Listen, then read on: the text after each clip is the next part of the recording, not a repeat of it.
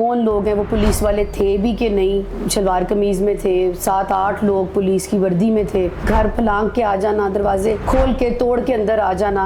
अब तक हमें नहीं पता कि हमारा बेटा कहाँ है, किस जगह पे है। अगर मैं पुलिस वाले की बीवी होके, बेटी होके, बहू होके ये कह रही हूँ कि मुझे अब कोई एतबार नहीं रहा पुलिस के ऊपर, तो आम लोगों के ऊपर आम शहरी क्या सोचेगा। जबरदस्ती करके उनके ऊपर तशद्दुद करके उनको फोर्सफुली कहा गया कि आप सेटलमेंट करें, आप चेक्स दें, आंखों में पट्टी बांध के।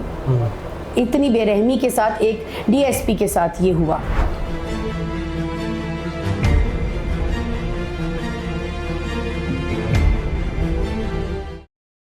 बिस्मिल्लाहिर्रहमानिर्रहीम, अस्सलाम वालेकुम नाजरीन, आप देख रहे हैं MYK न्यूज़। मैं हूं नदीम खालिद।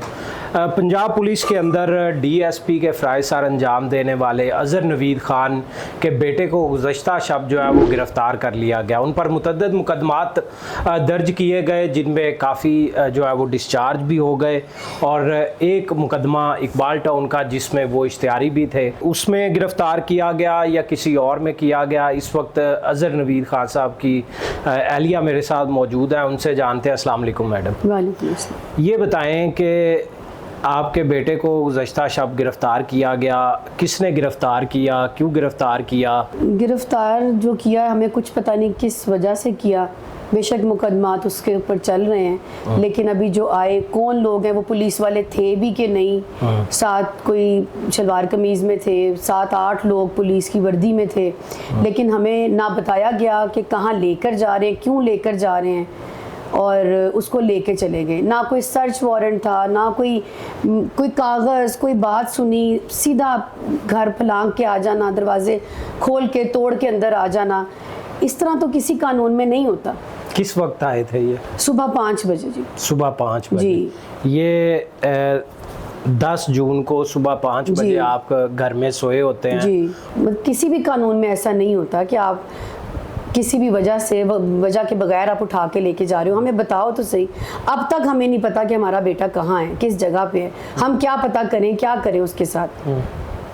आप खुद एक पुलिस अफसर की एहलिया हैं, तो आपको भी कानूनी हवाले से सारा पता होगा। देखें जी, तो पुलिस अफसर की एहलिया के अलावा मेरा पूरा ख़ानदान पुलिस में, मेरा वालिद, मेरे दादा, मेरे नाना, मेरे खामिन, मेरे ससुर, मेरे जेठ, सब मेरे, हमारा तो पूरा ख़ानदान पुलिस का। हम लोगों ने तो इतना अच्छा सर्व किया पुलिस डिपार्टमेंट के साथ, जितना मुझे फ़ख्र था। कि आज मुझे उतनी ही शर्मिंदगी हो रही है कि उन्होंने हमारे साथ ऐसे किया।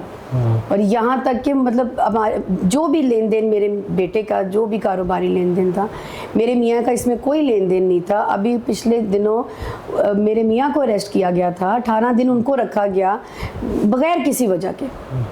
कोई उनका लेन देन। ये बात कहाँ से शुरू हुई? आपका बेटा जो है वो कारोबार करता था, ये भी कहा गया कि शायद जो है वो भांजे ही थे आपके जिनके साथ कारोबार कर रहा था। तो ये फैमिली में लेन देन का कोई मामला, ये क्लैश बना, और ये इस हद तक ख़राब हो गया कि लाहौर के मुख्तलिफ थानों में 406 अमानत में ख़यानत के पर्चे दर्ज होना शुरू हो गए, जिसमें आपके शोहर भी जो है वो गिरफ़्तार हो गए। ये कहाँ से बात शुरू हुई है, थोड़ा हमें बताएं बैकग्राउंड के बारे में। जी, कारोबार तो कई किस चीज़ का कारोबार? गाड़ियों का कारोबार, गाड़ियों का कारोबार, सेल परचेज का। तो उसमें लोग होंगे इसके साथ। हमें तो जब ये सब कुछ हुआ है तो जाहिर सी बात है, मुझे तो इतना पता होता था कि भाई गाड़ी का कारोबार, गाड़ी आ रही है, गाड़ी जा रही है। लेकिन जो पर्चा जो दिया गया, वो हसाम, इनका जो भांजा लगता है मेरे खामिन का, उसने पर्चा दिया गया जो कि बिल्कुल बेबुनियाद था, और अपने मामे के ऊपर ही उसने पर्चा दे दिया जो कि बिल्कुल नहीं बनता था। 406 अज़हर के ऊपर नहीं बनती थी। उसके बाद बाकी जितने इन्वेस्टर्स थे उनको भी हसाम ने कहा कि आप लोग भी जो है कोई लेन देन चल, इसके साथ क्या, आपको खुद पता है लेन देन तो सबके चल रहे होते हैं, कारोबारी तो करोड़ों के थे, अरबों के चल रहे हैं। तो कोई किसी के ऊपर ना FIR करवाता है। हमारे पर तो FIR हुई जैसे बट रही थी, एक के बाद एक, एक के बाद एक, एक के बाद एक, और वो भी मेरे मियाँ के साथ। ठीक है, नाइल का कारोबार था, नाइल का बेटे का था, नाइल के ऊपर होता सब कुछ, बाप के ऊपर किस वजह से? चलो हसाम अगर ये कहता है कि मैं मामू से पूछ के कर रहा था, तो बाकियों ने तो नहीं अजहर से पूछा। बाकियों को तो पता भी नहीं था कि शेख इस्लाम कौन है, फहद कौन है, फलाना कौन है, बाकियों को तो नहीं पता।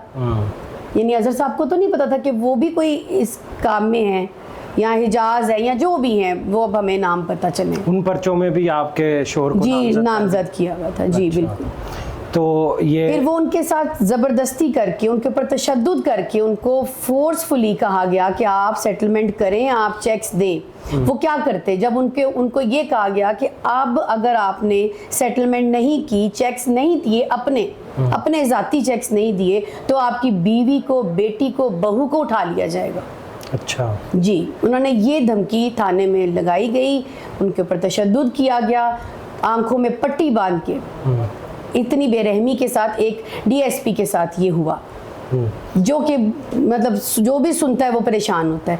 फिर मेरे मियाँ ने डर के अपनी सिर्फ बेटी और अपनी बीवी, अपनी बहू के लिए उन्होंने सेटलमेंट कर ली, चेक्स अपने दे दिए। उसके बाद भी ये सिलसिला जो है वो जी रुक गया? वो नहीं, कोई नहीं रुका जी, कोई नहीं रुका, क्योंकि चेक्स जो उन्होंने दिलवाए उतनी हमारी साख नहीं है कि हम वो दे सकें। हर महीने 30-35 लाख हम नहीं दे सकते हैं। उस पर भी हम बात कर रहे हैं कि भाई हम आपके साथ, आप हमारे साथ बैठें, बात करें। ना कोई बैठता है, ना कोई बात करता है, लेकिन पर्चे देने के लिए फौरी पर्चा, फौरी पर्चा, फौरी पर्चा। तो इस तरह तो ना उनको कुछ पैसा मिलेगा, ना ये लोग, इनको रिलीज मिलेगा। तो ये जब पर्चे दर्ज हो रहे हैं, 406 के पर्चा दर्ज होने के लिए काफ़ी सख्त SOPs हैं कि पहले आपको आपका IO सुनता है, फिर SHO सुनता है। नहीं जी, हमारे बारे DSP में, सुनता हमारे है। केस में ऐसा कुछ नहीं है। आप भी उठ के चले जाएं और करवा दें अगर साहब के पर्चा, तो आपको बोतल भी पिलाएंगे और पर्चा भी दे दें। अच्छा, ये कोई पर्सनल बात है, ये कोई पर्सनल इश्यूज हैं हमारे यहाँ इस डिपार्टमेंट के अफसरान को, जो कि इस तरह निकल रहे हैं। सबसे पहला ये गुलबर्ग पर्चे में जो कि 499F का पर्चा था, जिसमें अजहर साहब को जब गिरफ्तार किया गया तो ये ड्यूटी पे थे तब? जी ड्यूटी पे थे, बिल्कुल जी ड्यूटी पे थे। ये अभी भी हाजिर सर्विस जी है? जी जी जी हाजिर, सस्पेंड है, लेकिन सस्पेंड तो ऑब्वियसली जब गिरफ्तारी होगी तो वो तो एक वैसे ही सस्पेंड, लेकिन उससे पहले जो है वो ये अपनी ड्यूटी कर रहे थे, हाजिर सर्विस थे, और इन पे पर्चा हो गया और ये वहाँ पर पेश हुए और वहाँ गिरफ्तार खुद गए, क्योंकि उनको नहीं यकीन था अपने डिपार्टमेंट का कि वो अपने अफसर के साथ ऐसे करेंगे, खुद गए थे। तो लेकिन जो हुआ वो आज तक हम भूल ही नहीं सक रहे। कि कुछ दिन पहले आपकी एक और भी आपके घर की भी वीडियोस चल रही थी, जिसमें आपका सामान जो है वो घर से फेंका जा रहा था। जी वो ये था कि उन्होंने देखा कि अब ये घर में औरत अकेली है, तो अब इसको जबकि डिसमिस भी हो जाए, मैं इस डिपार्टमेंट में पैदा हुई हूँ, डिसमिस भी हो जाए तब भी आपको इस तरह नहीं निकाला जाता, आपको टाइम दिया जाता है, नोटिस दिया जाता है। सबसे पहले तो नोटिस दिया जाता है ना कि इतना टाइम है। हम मेरे हाथ में इस पूरे दौरानिया में एक नोटिस नहीं आया। लोगों को समझाने के लिए थोड़ा वाजे कर दें कि आप कहाँ पे रह रही थी और जी, वहाँ मैं कुर्बान लाइंस में रह रही थी, 24 सालों से रह रही थी, 25वां साल मुझे जा रहा है, लेकिन मुझे वहाँ पे ऐसे उन्होंने किया है कि जैसे सिपाहियों के साथ भी नहीं ऐसे करते, उनकी फैमिलीज के साथ भी ऐसे नहीं करते। तो आपने क्या अभी तक कानूनी कार्रवाई की है और क्या मज़ीद कानूनी कार्रवाई आप करना चाह रही हैं आगे? मैं एक अकेली औरत क्या करूँगी? मेरी तो ये CM साहिबा से एक मैं उनसे अपील ही कर सकती हूँ कि आजकल सुनते हैं कि जी औरतों की सुनी जाती है। मुझे बताएं ना, मेरा सामान 3-4 जगहों पे इस वक्त जलील हो रहा है, मुझे बताएं मैं कहाँ जाऊँ?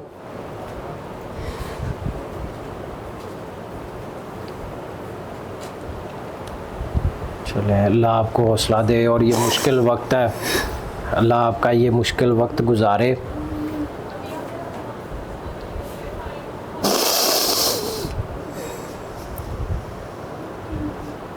लेकिन ये जुल्म है, हमारे डिपार्टमेंट ने हमारे साथ जुल्म किया है, ऐसे होना नहीं चाहिए था। तो आप क्या IG पंजाब राव अब्दुल करीम साहब से क्या अपील? जी मैं उनसे इंसाफ की अपील चाहती हूँ, मुझे इंसाफ दिया जाए। मेरे मियाँ को जो वो छुपते फिर रहे हैं वो सामने आए, वो अपना मौक़िफ़ बयान करें, अपने आप को क्लियर करें। आप हमारी सुने, गलती हुई होगी मेरे बेटे से कहीं ना कहीं, कारोबार में सबसे होती है, लेकिन इसका ये मकसद नहीं है कि उसको ऐसे ले जाएं, उसने गलत भी बोला होगा, उसने सब कुछ किया होगा, लेकिन सज़ा देना, बाप अलग छुप रहा है, वो सामने नहीं है, मैं अलग जलील हो रही हूँ, लोगों के घरों पे हूँ, इस तरह तो मसले का हल नहीं निकलेगा। अगर मैं पुलिस वाले की बीवी होके, बेटी होके, बहू होके ये कह रही हूँ कि मुझे अब कोई एतबार नहीं रहा पुलिस के ऊपर, तो आम लोगों के ऊपर आम शहरी क्या सोचेगा? हमें कोई इंसाफ नहीं मिल रहा, और अगर हमें नहीं मिल रहा तो कोई और उम्मीद भी ना रखे, कोई भी उम्मीद ना रखे। कई और भी अफसर हैं, उनकी भी फैमिलीज होंगी, उनका भी बड़ा मान होगा इस डिपार्टमेंट पर, इस महकमे पर, जिस घर में आप कह रही हैं 24-25 साल आपको कुर्बान लाइन हुआ यही वर्दी, ये तो मुझे जिस वर्दी को आप रोज इस्त्री भी करती रही होंगी, जिस वर्दी को आप बड़े प्यार से देखती भी होंगी, आज जब वो वर्दी आपके घर में घुस के आपकी चादर चार दीवारी का तकद्दुस पामाल कर रही है, तो हम समझ सकते हैं कि आपके जज्बात इस टाइम उस वर्दी को लेकर क्या होंगे। अच्छा, एक ऑडियो का भी जिक्र है जिसमें जो है वो उनका जो दूसरी पार्टी उनका मौक़िफ़ है, उनको धमकियां लगाई गई और ओपनली कहा गया कि जी आप पैसे लेकर दिखाएं, या इस तरह की बातें भी सामने आई, तो ये इसके पीछे क्या बैकग्राउंड? ऑडियोज़ की तो बात बहुत जगह पे और बहुत अफसरान में भी चल रही है और बहुत मीडिया पे भी, लेकिन मैं एक बात कहूँगी कि अगर कोई भी बात हो रही होगी दो बंदों में, तो कोई अपनी बात कभी भी नहीं सामने लेकर आएगा। नाइल क्योंकि इस वक्त सरे फहरिस्त है, तो नाइल ने जो गलत बात की होगी वो तो वो सामने पेश कर देंगे, लेकिन जो उस बंदे ने की होगी या जो उसने कोई गाली गलौज की होगी किसी अफसरान को या किसी भी बात में किसी भी बंदे को, वो तो वो नहीं ना पेश करेगा, वो तो नहीं दिखाएगा ना। मेरे बेटे की उसने फ़ौरन दिखा दी, सुना दी। बिल्कुल जी, बहुत शुक्रिया आपका, आपने बड़े हौसले के साथ ये इंटरव्यू दिया। राव अब्दुल करीम साहब, आईजी पंजाब साहब, ये आपके महकमे के डीएसपी हैं। अज़हर नवीद ख़ान उनकी अहलिया हैं, उनकी सारी फैमिली पुलिस में रही है, तो सिर्फ अपील इतनी है कि आप मेरिट पे जो काम बनता है वो मेरिट पे करें, और जिस तरह ये कह रही हैं कि किसी भी प्लेटफॉर्म पे या 406 के जितने मुकदमात हुए ये इसमें इनको सुना ही नहीं गया, इन्होंने कोई एविडेंस भी अगर दिए तो वहाँ भी एविडेंस जो है वो साइड पे फेंक दिए गए, तो कोई इंडिपेंडेंट इंक्वायरी की जाए और इन तमाम मुकदमात जो भी दर्ज किए गए मेरिट के अकॉर्डिंग जो है वो ये कानूनी कार्रवाई है वो की जाए, और उसके अकॉर्डिंग ही चाहे नाइल जो है वो उसमें आप पकड़ें, उसको रखें, उसको रिमांड पे लें, उसको जुडिशल रिमांड पे जेल भेजें, जो बनता है वो आप करें कानून के मुताबिक, लेकिन कम अज़ कम उसकी फैमिली को हिरासा करना, बाकी तमाम मामला जो ज़्यादती हो रही है इस ज़्यादती से इस फैमिली को बचाया जाए। फ़िल वक्त इतना ही, मुझे दें इजाज़त, अल्लाह निगहबान।